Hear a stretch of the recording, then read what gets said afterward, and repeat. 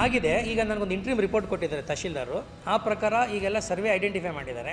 ಅದರ ಒಳಗಡೆ ಇರತಕ್ಕಂಥ ಎಲ್ಲ, ಅದು ಸ್ಮಶಾನ ಆಗಿರ್ಬೋದು, ಕೆರೆ ಆಗಿರ್ಬೋದು, ಅಥವಾ ರಸ್ತೆ ಇರ್ಬೋದು, ಕಾಲುದಾರಿ ಇರ್ಬೋದು, ಇವನ್ನೆಲ್ಲ ಐಡೆಂಟಿಫೈ ಮಾಡಿ ನಂಗೆ ವರದಿನ ಕೊಟ್ಟಿದ್ದಾರೆ.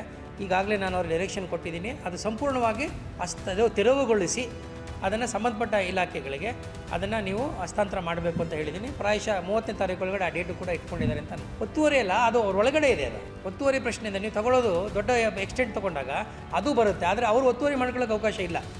ಸರ್ಕಾರಿ ಜಮೀನನ್ನು, ಕೆರೆಯನ್ನಾಗಲಿ, ಕಾಲುವೆನಾಗಲಿ, ಕುಂಟೆನಾಗಲಿ ಯಾವುದೇ ಕಾರಣಕ್ಕೂ ಒತ್ತುವರಿ ಮಾಡಲಿಕ್ಕೆ ಅವಕಾಶ ಇಲ್ಲ. ಅದನ್ನು ಬಿಡಿಸ್ತೀವಿ. ಈಗ ಆಲ್ರೆಡಿ ಐಡೆಂಟಿಫೈ ಆಗಿದೆ, ಮಾರ್ಕ್ ಆಗಿದೆ, ಪಾರ್ಷಿಯಲಾಗಿ ಮಾಡ್ಕೊಂಡಿದ್ದಾರೆ, ಗುರುತು ಮಾಡ್ಕೊಂಡಿದ್ದಾರೆ. ಇವತ್ತು ನೋಟಿಸ್ ಕೊಡ್ತಾ ಇದ್ದೀನಿ ಸರ್ ಅಂತಲೂ ಕೂಡ ನನಗೆ ಹೇಳಿದ್ದಾರೆ. ಬಹುಶಃ 30ರೊಳಗಡೆ ಅದು ಕೂಡ ಮುಗಿಸ್ತೀವಿ. ಸರ್ವೆ ಮಾಡಿದ್ದೀವಿ. ನೀವು ಪರ್ಚೇಸ್ ಮಾಡಿದ್ದು ನಿಮ್ಮ ಹತ್ರ ಇದೆಯಲ್ಲ, ಎಷ್ಟು ಪರ್ಚೇಸ್ ಮಾಡಿದ್ದೀರಿ ಅಷ್ಟೇ ಇರೋಕ್ಕೆ ಸಾಧ್ಯ ನಿಮ್ಮ ಹತ್ರ. ಅದ್ರ ಮೇಲೆ ಜಾಸ್ತಿ ಇರೋಕ್ಕೆ ಸಾಧ್ಯ ಇಲ್ವಲ್ಲ.